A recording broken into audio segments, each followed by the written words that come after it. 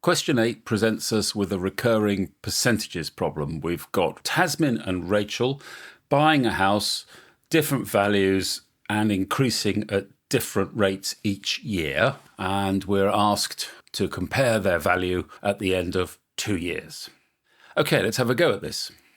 So we're looking at two cases here. Let's deal with these percentages. Tasmin's percentage is 4% up each year, and Rachel's in comparison is 1.5% up.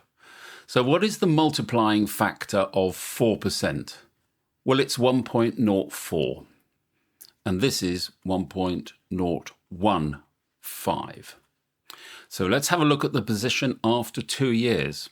So in Tamsin's case, that 150,000 is multiplied by 1.04 twice, or 1.04 squared.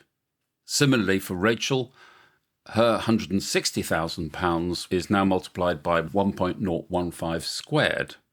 Well, if you pop these into a calculator, you get these answers.